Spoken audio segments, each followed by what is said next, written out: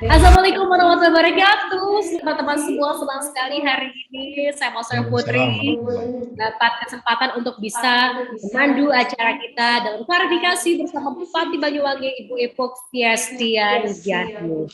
Dan hari ini kita akan membahas mengenai Banyuwangi Reborn.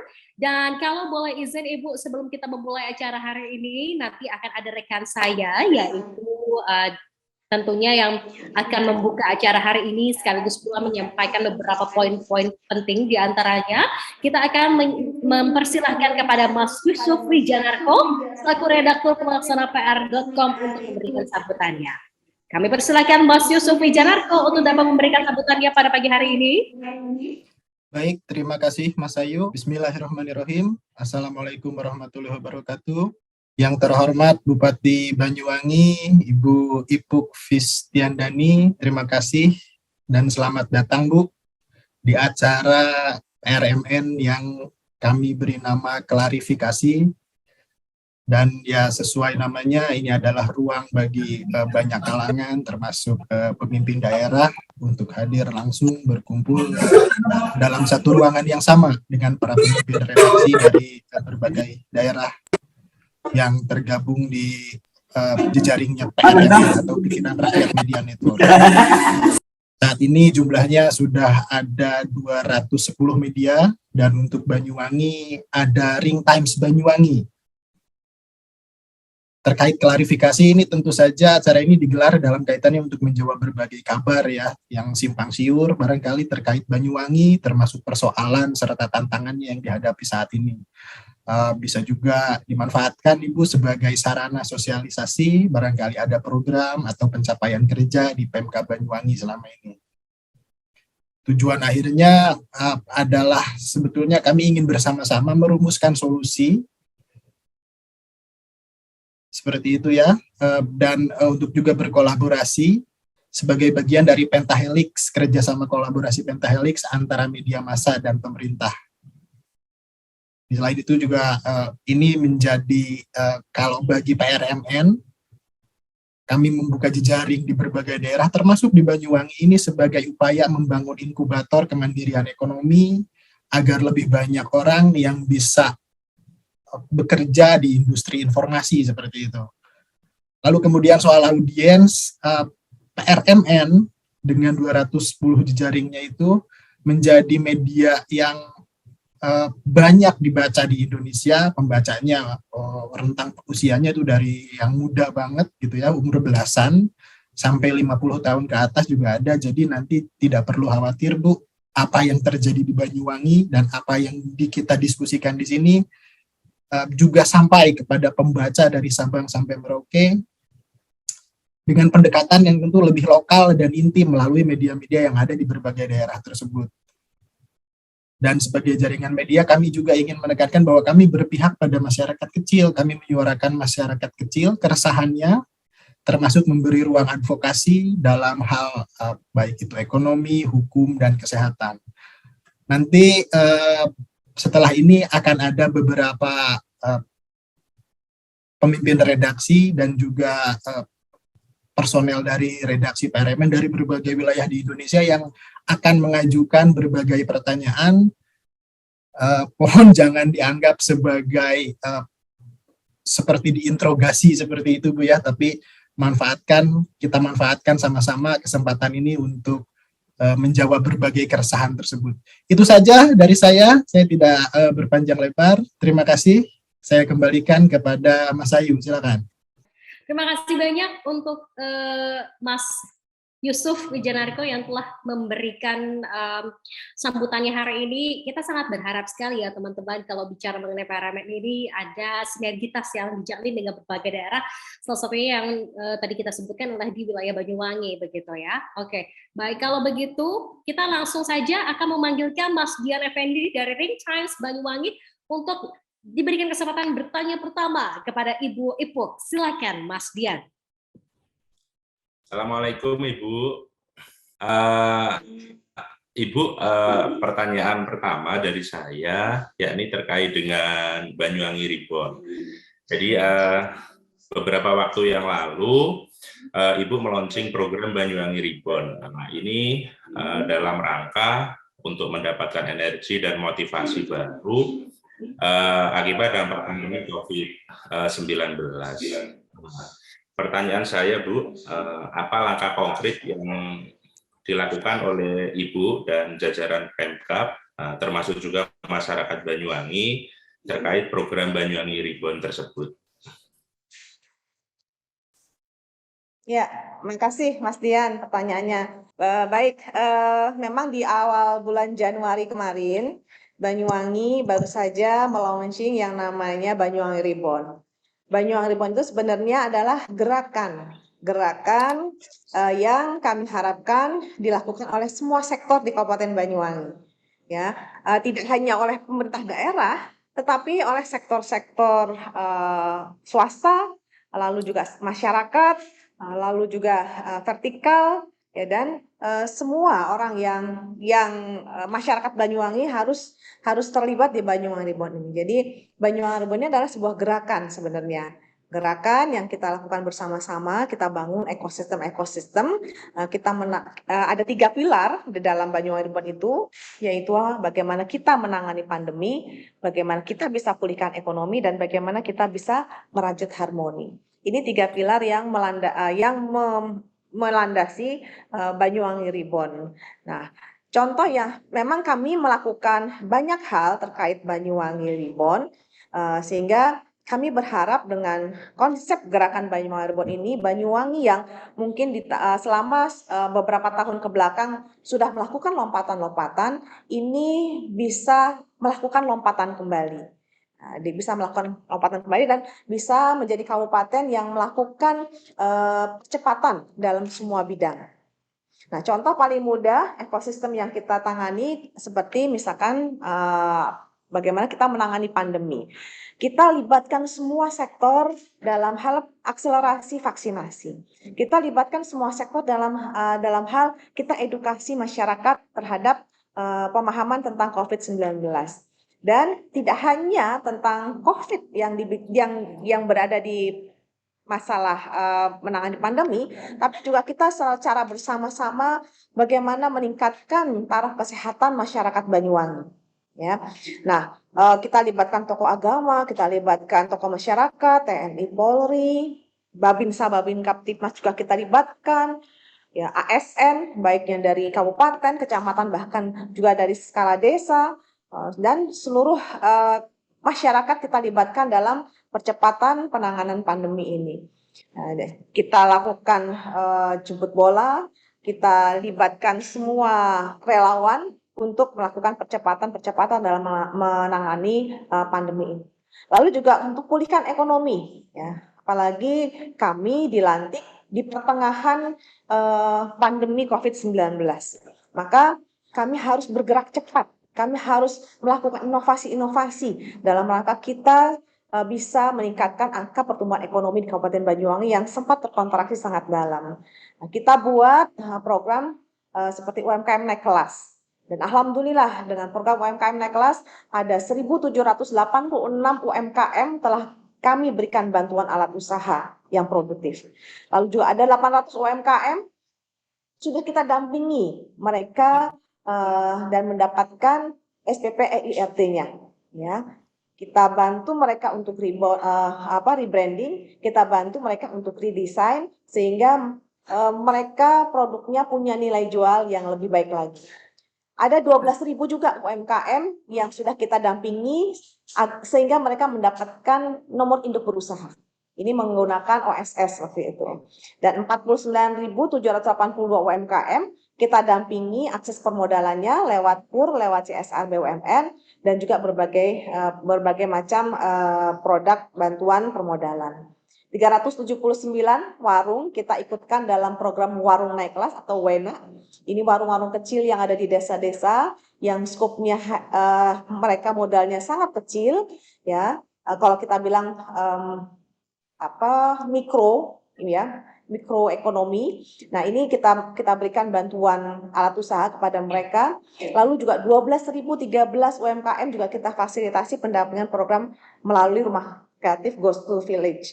Jadi kalau dulu rumah kreatif ini adanya hanya di ibu kota kabupaten, nah sekarang kami ajak rumah kreatif ini turun ke bawah, turun ke desa-desa, mendampingi para pelaku UMKM yang ada di desa. Kami juga ajak pemuda-pemuda Banyuwangi, masyarakat, organisasi wanita untuk terlibat dalam pemulihan ekonomi. Kami berikan mereka pelatihan-pelatihan keterampilan dan juga kewirausahaan. Dan dalam ekosistem merajut harmoni, kami siapkan beberapa skema dalam mitigasi peningkatan kemiskinan. Contohnya, kami bantu beasiswa bagi anak yang tidak mampu dalam rangka meningkatkan SDM. Kami juga melibatkan tokoh-tokoh agama di dalam merajut harmoni ini. Lalu juga kami buat Banyuwangi Festival. Ya, kita launching Banyuwangi Festival sebagai ajang harmonisasi semua unsur yang ada di Kabupaten Banyuwangi, tidak hanya budayawan, tidak hanya seniman, tetapi juga sektor-sektor ekonomi dan juga sektor-sektor lainnya. Nah, inilah 3 hal yang menjadikan landasan kami untuk membuat Banyuwangi Reborn agar kedepannya Banyuwangi bisa lebih cepat dalam bangkit lagi setelah masa pandemi COVID-19 yang sangat membuat Banyuwangi terpuruk di tahun 2021 kemarin. Ibu, terima kasih banyak atas jawabannya. Kita ke pertanyaan selanjutnya ada dari Mas Ridwan dari Denpasar Update. Silakan Mas Ridwan. Baik, terima kasih Mbak Mas Ayu. Assalamualaikum warahmatullahi wabarakatuh. Waalaikumsalam. Selamat pagi Ibu Bupati Banyuwangi, Ibu-Ibu. Saya dapat kesempatan dan kehormatan untuk sharing, kemudian juga memberikan sebuah pertanyaan penting buat Bupati barangkali, karena saya di provinsi yang di sebelahnya Ibu langsung. Banyuwangi ini, Bali ini sebelah timurnya, Bali ini timurnya Banyuwangi, sehingga menjadi sangat strategis ketika kita ke Jawa selalu disapa oleh Kabupaten Banyuwangi untuk daratan pertama. Nah ini Bu Bupati, saya melihat branding dari Banyuwangi Reborn itu luar biasa, seperti yang telah diuraikan, dipaparkan tadi oleh Bu Bupati, sangat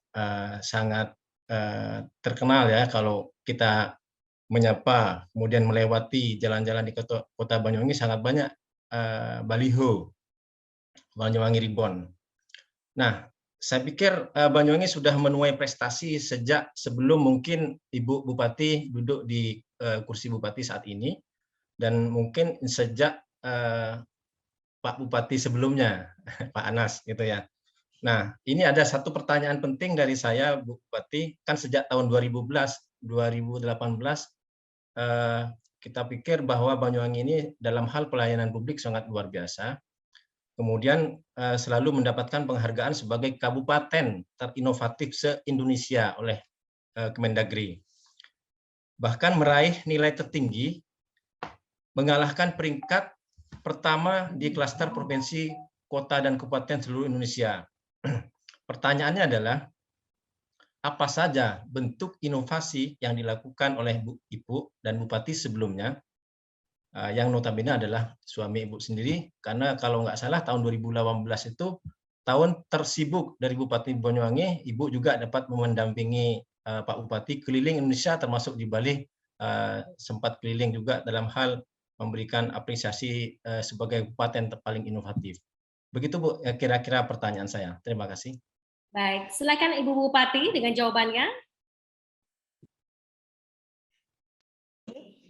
Memang kami sangat menyadari, Pak Ridwan, bahwa Banyuwangi ini banyak keterbatasannya. Tantangannya juga luar biasa banyak gitu ya. Maka kami sangat sadar sekali dalam rangka kita bisa menghadapi tantangan di daerah, bagaimana kita bisa menyelesaikan permasalahan-permasalahan di daerah. Ini inovasi adalah kuncinya. Jadi kami menjadikan inovasi ini sebuah jalan bagi kami untuk menyelesaikan masalah, bukan menyelesaikan masalah dengan masalah gitu ya. Jadi inovasi ini bagi kami adalah bagaimana kita menyelesaikan masalah. Semua bidang saya rasa harus berinovasi. Kami minta dan budaya inovasi ini memang sudah sebelum kami gitu ya, sudah ada di Kabupaten Banyuwangi. Maka kami melanjutkan budaya inovasi ini di semua SKPD yang ada di Kabupaten Banyuwangi, dan saat ini tidak hanya SKPD, tapi saya membuka seluas-luasnya masyarakat untuk berinovasi. Karena inovasi inilah yang bisa menjawab masalah di semua bidang sesuai dengan bidang masing-masing. Tidak mungkin Pemda mampu menyelesaikan permasalahan yang ada, semua masalah yang ada di daerah. Maka kita butuh juga inovasi-inovasi dari luar pemerintah daerah. Nah, kami punya di Banyuwangi kami punya lebih dari 200 inovasi di pemerintah daerah. Dan sebagian besar memang awalnya digagas oleh teman-teman ASN. Nah, tapi lambat laun saat ini banyak juga masyarakat yang sudah mulai memberikan saran, masukan kepada kami terkait dengan inovasi-inovasi yang muncul dari masyarakat. Contohnya saja di bidang pendidikan. Di bidang pendidikan ini kami punya banyak inovasi karena kami ingin rata-rata lama sekolah dan harapan lama sekolah kami bisa meningkat setiap tahunnya. Maka kami buat yang namanya Banyuwangi Cerdas. Banyuwangi Cerdas ini adalah beasiswa yang kami berikan kepada anak-anak miskin Banyuwangi, tapi mereka berprestasi. Lalu juga Banyuwangi Mengajar. Banyuwangi Mengajar ini adalah keberlanjutan dari Banyuwangi Cerdas. Jadi anak-anak yang sudah mendapatkan beasiswa, ketika mereka lulus, mereka harus melakukan pengabdian selama 1 tahun di Banyuwangi. Mereka tinggal di desa-desa terpencil, mereka mengajari anak-anak yang tinggal di desa terpencil tersebut, mereka beradaptasi dengan desa tersebut, melakukan aktivitas juga tidak hanya sekedar mengajar, tapi juga melibatkan anak-anak muda desa tersebut. Dan yang selanjutnya kami buat ya program yang namanya uang saku bagi pelajar miskin. Nah, kadang-kadang nih anak-anak kurang mampu ini mereka bukan tidak bisa membayar SPP karena SPP-nya sudah gratis. Tapi mereka kadang-kadang pagi-pagi datang ke sekolah belum sarapan. Nah, maka kami berikan mereka uang saku. Lalu mungkin juga ada anak-anak yang datang ke sekolah tidak punya transportasi, maka kami berikan uang saku mereka untuk bayar alat transportasinya. Nah, ini yang kami berikan. Lalu juga program Garda Ampuh. Garda Ampuh ini adalah program gerakan di mana kita ingin mencari anak-anak yang terindikasi putus sekolah. Jadi kita buat yang namanya program Garda Ampuh, melibatkan semua sektor, kita cari anak-anak yang terindikasi putus sekolah, kita bantu mereka baik dari biaya sekolahnya, dari keperluan sekolahnya, dan juga bahkan dari motivasi. Karena kadang-kadang anak-anak ini mereka putus sekolah bukan karena tidak ada uang, tapi motivasinya saja yang kurang. Nah, lalu yang selanjutnya ada kita bikin siswa asuh sebaya, ini melibatkan anak-anak yang mampu menyisihkan uang jajan mereka sedikit untuk membantu anak-anak yang tidak mampu. Dan donasi yang sudah terkumpul dari anak-anak ini lebih dari 21 miliar dari siswa untuk para siswa juga. Nah, ini pastinya sangat membantu bagi anak-anak yang kurang mampu. Lalu juga sekolah asuh sekolah. Sekolah asuh sekolah ini adalah program baru di masa kami menjabat, yaitu pengembangan dari siswa asuh sebaya. Jadi kami ingin bukan hanya siswa aja yang mengasuh temannya, tetapi juga sekolah harus mengasuh sekolah yang lain. Jadi sekolah yang masih dalam kategori kurang baik gitu ya, baik dari pelayanan pendidikannya, baik dari fasilitas pendidikannya. Nah, ini diasuh oleh sekolah yang dari fasilitas, dari kapasitas, dari anggarannya, ini diasuh oleh sekolah tersebut. Nah, jadi kita buat sekolah asuh sekolah. Dan yang selanjutnya adalah aksara. Aksara ini adalah dalam rangka kita ingin meningkatkan harapan lama sekolah. Jadi kita menyisir masyarakat Banyuwangi yang berusia 25 tahun ke atas, ini untuk nantinya bisa diikutkan program-program PKBM, ya nanti mereka bisa ikut program paket A, paket B, dan paket C.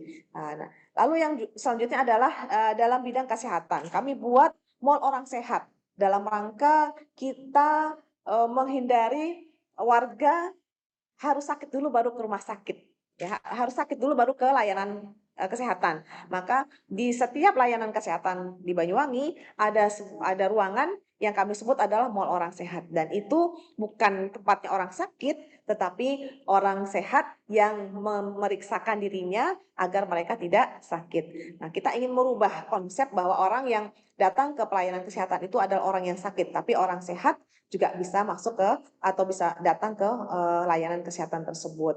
Lalu juga jemput bola rawat warga, ini juga kita lakukan terutama bagi masyarakat yang memiliki kekurangan atau ketidakmampuan ke tempat fasilitas kesehatan. Sakina ini dalam rangka juga mendukung program ibu hamil dalam kondisi resiko tinggi, ya. Ini kita melibatkan ibu-ibu para pedagang sayur, ya kan, karena biasanya ibu-ibu pedagang sayur ini mereka keliling, jadi tahu sekali pelanggannya mana yang sedang hamil, mana yang sedang sakit dan sebagainya. Lalu untuk bidang sosial kami sudah melaksanakan program Rantang Kasih, ya. Rantang Kasih sudah lebih dari 5 tahun, dan ini kami berikan kepada para lansia yang sebatang kara, ya, yang tidak punya keluarga, tidak punya anak, tidak punya pasangan, mereka tinggal sendirian. Kita berikan mereka makanan bergizi sesuai dengan saran dari petugas kesehatan, gitu ya, sehingga mereka bisa makan secara rutin setiap harinya. Lalu dalam bidang pemberdayaan ekonomi juga kami buat seperti yang tadi sudah kami sampaikan, UMKM naik kelas, teman usaha rakyat. Ini kita libatkan anak-anak muda untuk mendampingi UMKM di desa. Lalu Wena, warung naik kelas, jemput bola perizinan, ya. Ketika kami program bunga desa, kami libatkan teman-teman perizinan untuk juga melayani perizinan di tingkat desa. Dan kita buat hari belanja di UMKM dan pasar tradisional ini dalam rangka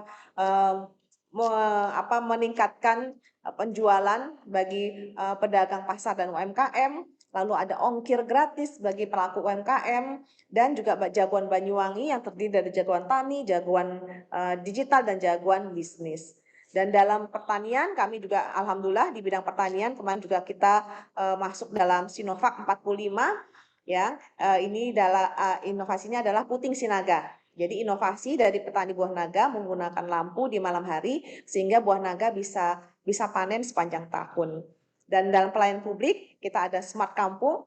Semua desa di Kabupaten Banyuwangi sudah tersambung fiber optik, dan program bunga desa, Bupati Ngantor Desa dalam rangka memberikan pelayanan, mendekatkan pelayanan kepada masyarakat di tingkat desa. Begitu juga dengan Camping Embun. Camping Embun ini adalah camping pelayanan masyarakat perkebunan, ya, karena biasanya masyarakat perkebunan ini adalah berada di pinggiran-pinggiran atau perbatasan-perbatasan dan daerah-daerah terpencil, maka kami jemput bola ke sana untuk memberikan pelayanan administrasi kependudukan, lalu juga perizinan, lalu juga kesehatan, dan juga masalah peternakan juga. Inilah beberapa hal yang kami lakukan dalam rangka kita ingin berinovasi. Masih banyak sebenarnya inovasi yang kami lakukan di Kabupaten Banyuwangi. Intinya bagi kami adalah inovasi cara bagi kami untuk menyelesaikan masalah-masalah yang ada di daerah, terutama di Banyuwangi. Oke, baik. Selanjutnya adalah Mbak Dian Purnamasari dari Ponorogo Terkini. Silakan Mbak Dian dengan pertanyaannya. Ya, terima kasih Mbak Fasya. Assalamualaikum Bu Ibu. Ya, selamat siang juga untuk seluruh keluarga besar PRMN dimanapun berada. Saya berharap semuanya dalam keadaan sehat. Begitu juga dengan Bu Ibu. Meskipun agak terlambat nih Bu, saya mau mengucapkan selamat khususnya buat warga Banyuwangi dan Bu Ibu karena sudah membawa Banyuwangi berada di zero desa tertinggal. Nah, bahkan Ibu dapat penghargaan dari Kemendes PDTT. Sebenarnya apa yang Ibu lakukan, apa yang Ibu kerjakan sehingga bisa mencapai poin tersebut? Iya, sebenarnya gini, sebenarnya kami itu memulai semuanya dari desa. Ini sebelumnya sudah diawali oleh Bupati sebelum kami, Pak Anas, gitu ya, di mana Pak Anas membuat yang namanya Smart Kampung. Jadi kami ingin pelayanan, gitu ya, pelayanan kepada masyarakat ini berbasis desa. Ya, 189 desa sudah teraliri fiber optik dan WiFi juga berada di ruang-ruang publik di desa. Lalu pelayanan publik berbasis digital ini juga sudah sampai ke tingkat desa, dan bahkan desa harus menjadi desa yang ramah lansia, disabilitas, anak dan ibu hamil serta menyusui, dan keterbukaan informasi publik di tingkat desa ini juga harus ada agar masyarakat desa bisa mengetahui jumlah anggaran yang ada di desa dan kebermanfaatannya untuk apa. Nah, ini yang sebenarnya kami lakukan di Banyuwangi. Jadi semuanya kegiatan ini harus berbasis desa. Kami intensif melakukan komunikasi dengan para kepala desa. Jadi semua desa kami ini sudah masuk dalam Smart Kampung, tetapi tidak hanya bagaimana Smart Kampung ini memberikan pelayanan dari segi adminduk, tetapi kami perluas lagi. Di masa kami perluas lagi. Kalau dulu mungkin Smart Kampung identik dengan adminduk, tetapi sekarang kami perluas lagi dengan layanan yang lain, seperti layanan pendidikan, layanan kesehatan, lalu juga ada penanggulangan kemiskinan, ya, pemberdayaan ekonomi, bahkan juga layanan-layanan tata ruang dan sampahan. Karena kami ingin semua permasalahan ini adalah permasalahan yang dasar dan harus diselesaikan di tingkat desa. Jadi ada beberapa hal yang harus diselesaikan di tingkat desa, dan jika ada laporan kepada kami terkait beberapa hal ini, nah maka harus diselesaikan maksimal 4 jam. Jika tidak diselesaikan dalam waktu 4 jam, kami akan evaluasi camatnya, sehingga nanti akan ada punishment bagi camat yang kurang perhatian terhadap hal-hal tersebut, seperti warga yang kesulitan makan, warga yang kesulitan sekolah, warga yang kesulitan berobat, ini juga tidak boleh ada di tingkat desa, atau rumah yang tidak layak huni juga tidak boleh ada di tingkat desa. Lalu juga kami buat yang namanya tidak ada ruang yang dilanggar.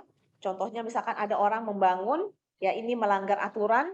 Nah, misalkan sepadan jalannya atau mungkin bangunannya, ya struktur bangunannya yang dimana itu untuk persawahan ternyata dibangun rumah, itu kami selesaikan di tingkat desa.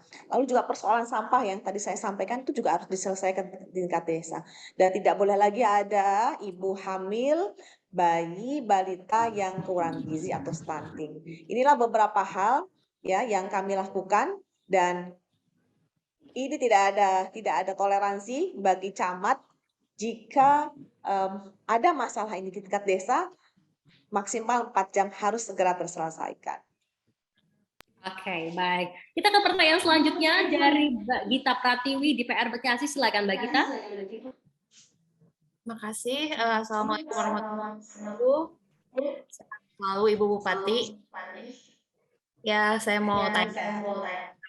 Banyuwangi itu kenal gitu ya, identik dengan kota dengan banyaknya historis, atau memang datang ke Banyuwangi untuk mencari klinik gitu ya, kebanyakan dan sebagainya. Tapi dalam sekejap mata image tersebut sukses berubah gitu, jadi daerah tujuan wisata, bahkan menjadi kota festival gitu, dengan banyaknya festival-festival menarik dan terbaik di kabupaten yang Ibu pimpin. Jadi yang mau ditanyakan sebenarnya apa sih yang dikejar oleh Banyuwangi dengan menggelar event sebanyak itu? Kemudian bagaimana Ibu menanggapi banyaknya mungkin pertanyaan atau anggapan bahwa festival-festival tersebut itu sebuah pemborosan? Gitu aja, makasih. Baik, silakan Bu jawabannya. Ya, makasih Mbak Gita. Ya memang bagi Banyuwangi festival itu sebenarnya bukan hanya sekadar peristiwa pariwisata. Ya, jadi festival itu bukan hanya bagaimana orang datang ke Banyuwangi gitu ya, untuk melihat festival, orang berwisata ke Banyuwangi, tidak hanya itu. Tapi bagi Banyuwangi, festival ini adalah sebagai alat konsolidasi internal. Ya, selain festival ini pastinya membawa dampak untuk eksternal, tapi sebesar-besarnya sebenarnya festival ini lebih ke menyelesaikan permasalahan-permasalahan di internal, konsolidasi ke dalam seperti itu. Nah, contohnya di festival ini ada kegiatan budaya, Nah, maka kami berharap dengan adanya festival berbasis budaya kita ini tetap terjaga. Ya, sanggar-sanggar kesenian tumbuh dengan adanya festival. Dan masyarakat, terutama anak-anak kita ini juga bangga dengan budaya Banyuwangi. Semakin bangga dengan budaya Banyuwangi karena dengan festival kita menampilkan budaya, mendapat apresiasi, maka mereka semakin bangga. Oh, ternyata budaya Banyuwangi ini juga keren ya, juga hebat ya, seperti itu. Lalu yang selanjutnya adalah konsolidasi untuk infrastruktur. Nah, ini contohnya kami punya Banyuwangi Festival Internasional Tour de Banyuwangi Ijen. Ya, ini skupnya internasional, maka fasilitas yang disiapkan juga harus excellent gitu ya, harus baik. Jalan-jalannya juga harus baik. Nah, inilah bentuk konsolidasi infrastruktur yang kami lakukan dalam konsep Banyuwangi Festival. Ya, jalan-jalan jadi bagus dan setiap tahun pasti rute yang dilalui oleh Tour de Banyuwangi Ijen ini juga berubah-berubah. Jadi ini salah satu upaya kita untuk melakukan pemerataan dalam pembangunan infrastruktur di Banyuwangi. Dan yang selanjutnya adalah perubahan perilaku. Perubahan perilaku ya. Kalau dulu sebelum ada Banyuwangi Festival, sebelum Banyuwangi terkenal dengan wisatanya, itu Banyuwangi menjadi kota terkotor loh di Provinsi Jawa Timur di tahun 2010 ya. Jadi menjadi kota terkotor. Nah, dengan konsep Banyuwangi Festival, kita ajak masyarakat untuk berubah ya, untuk merubah mindset mereka juga. Kita buat yang namanya festival toilet bersih, kita buat yang namanya kaliku bersih, ya. Dan ini sudah beberapa daerah yang menjadi sasaran menjadi tempat dilaksanakannya Banyuwangi Festival benar-benar berubah. Contohnya aja dulu Muncar, ya. Muncar itu dulu sangat terkenal dengan wilayah yang kotor, sampah lautnya luar biasa. Ya, karena ini juga daerah industri perikanan, jadi limbahnya tuh sangat luar biasa. Tapi dengan adanya Banyuwangi Festival, kita buat di sana menjadi salah satu stopnya Tour de Ijen. Nah, lambat laun perilaku mereka jadi berubah. Ya, mindsetnya masyarakat jadi berubah. Begitu juga dengan salah satu daerah di Banyuwangi namanya Bangsering. Bangsering ini dulu tempatnya orang ngebom untuk mencari ikan. Setelah adanya pariwisata, setelah kita buat yang namanya Banyuwangi Festival Underwater, nah mulailah mereka berbenah.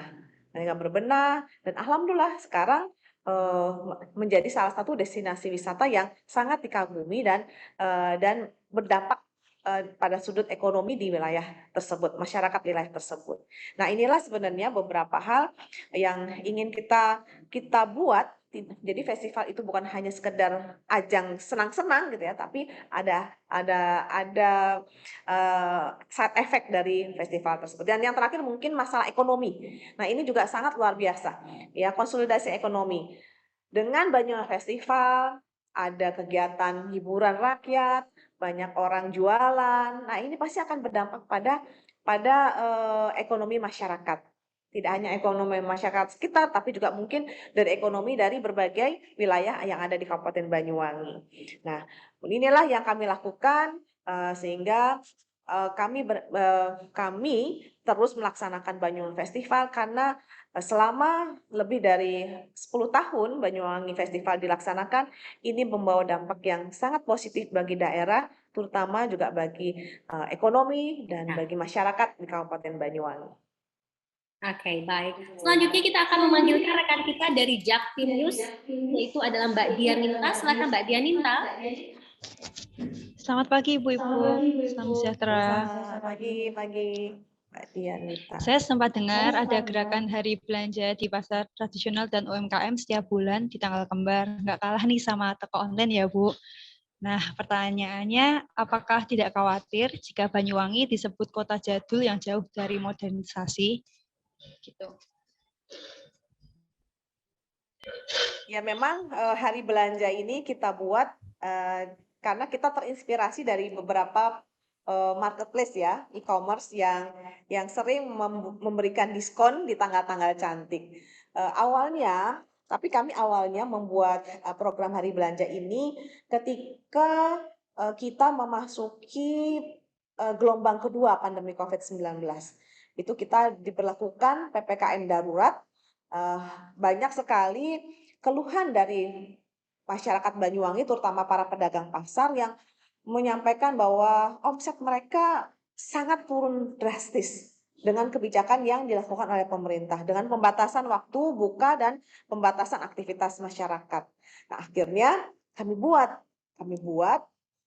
gerakan hari belanja di pasar dan UMKM dalam rangka kita mendukung para pelaku usaha kecil yang basisnya pasar dan basisnya UMKM. Kami sih tidak takut dengan stigma bahwa Banyuwangi jadul gitu ya, Banyuwangi ketinggalan. Tidak sih, kami tidak takut. Malah ini kami mendorong para pelaku UMKM untuk nantinya melakukan terobosan-terobosan. Dengan kita memberikan dukungan belanja di UMKM, maka UMKM mau berbenah diri, mau memperbaiki diri, dan mau terus mengembangkan produk-produknya. Jadi tidak hanya sekedar produk lokal yang sebegitu-begitu saja, tapi mereka terus melakukan pengembangan produk mereka, dan sehingga punya nilai jual yang lebih baik lagi dan punya harga yang sangat bersaing dengan produk-produk lain. Nah, inilah sebenarnya tujuan kami membuat hari belanja. Di satu sisi juga kami ingin melanjutkan kebijakan dari bupati sebelumnya, yaitu memproteksi atau melindungi para pelaku usaha kecil. Kalau dulu sebutnya Yunah Yutun gitu ya. Nah, Yunah Yutun kita membantu proteksi mereka, karena kalau kita tidak proteksi maka mereka akan tergilas dengan pasar-pasar modern yang ada di Banyuwangi. Nah, jadi inilah kami membuat hari belanja di pasar dan UMKM dalam rangka kami ingin memproteksi produk-produk buatan lokal, lalu produk-produk yang otentik dengan Banyuwangi, dan para pelaku usaha kecil yang ada di Kabupaten Banyuwangi. Alhamdulillah dengan program ini kami bisa perlahan-lahan kami bisa menaikkan kelas para pedagang di pasar. Kalau dulu mereka tidak kenal dengan yang namanya digitalisasi, nah sekarang mereka sudah mulai memfasilitasi para pembelinya dengan menggunakan pembayaran digital, gitu ya, tidak menggunakan uang cash seperti itu. Lalu juga mereka sudah mulai membelanjakan membuat menjajakan dagangannya melalui WhatsApp, melalui media sosial dan sebagainya. Nah, inilah upaya-upaya yang kita lakukan dalam rangka kita mendukung, memfasilitasi para pedagang pasar dan UMKM yang ada di Kabupaten Banyuwangi sehingga mereka bisa bersaing dengan produk-produk lain mungkin yang lebih hebat, yang mungkin lebih banyak diminati sebelumnya, karena mereka hanyalah produk-produk lokal dan berbasis rumah tangga bahkan, dan juga dijual di pasar-pasar tradisional di Banyuwangi. Baik, pertanyaan terakhir ini datanya dari saya ya. Oke, pertanyaannya adalah apa peran besar suami Ibu Epuh, Bapak Abdullah Azwar Anas dalam kepemimpinan Ibu ke depan? Kalau bicara peran, pastinya yang namanya suami dan istri punya peran masing-masing, saling mendukung satu sama lain. Jadi ketika mungkin Pak Anas dulu menjadi bupati, saya memberikan dukungan kepada beliau. Nah, sekarang ketika saya menjadi bupati, beliau juga memberikan support dan sebagai teman diskusi bagi saya, lalu juga teman bertukar pikiran, memberikan insight kepada saya dalam keberlanjutan program-program yang mungkin di zaman beliau harus lebih ditingkatkan lagi, diperbaiki lagi seperti itu. Tetapi bagi saya beliau adalah guru, mentor, dan setiap pemimpin pasti punya cara dan punya tekniknya masing-masing. Jadi karena Pak Anas mungkin laki-laki, saya perempuan, jadi mungkin cara pendekatannya agak sedikit berbeda antara laki-laki dan perempuan. Walaupun kita punya tujuan yang sama, bagaimana menjadikan Banyuwangi menjadi tetap baik dan lebih baik lagi, dan program-program yang sudah berjalan selama 10 tahun ini bisa dilanjutkan, keberlanjutannya juga bisa lebih baik seperti itu, dan membawa dampak positif kepada masyarakat. Amin, insya Allah. Kita berharap tentunya apa yang sudah dilakukan oleh Ibu Fiestiandani, bagaimana untuk terus membuat Banyuwangi lebih keren lagi dengan Banyuwangi Reborn-nya ini ya Bu ya, bisa betul-betul ditanggapi oleh masyarakat, semuanya bisa bersinergi bersama semua pihak agar Banyuwangi ini semakin keren lagi. Saya benar-benar terpanggil akan ke Banyuwangi Bu sampai dengan hari ini, semoga punya kesempatan untuk bisa ke Banyuwangi secepatnya, begitu ya. Amin, insya Allah. Ibu, terima kasih banyak sudah berbincang pada hari ini bersama dengan PRMN. Kemarin sudah berjumpa dengan beberapa rekan-rekan kita yang datang langsung ke sana. Kita nantikan juga Bu kalau bisa bermain ke kantor kami dengan senang hati pastinya ya. Ya, nanti kita main ke sana ya. Iya baik Ibu. Terima kasih sekali lagi untuk semua rekan-rekan yang sudah join pada hari ini dalam klarifikasi bersama dengan Bupati Banyuwangi, Ibu Fiestiandani.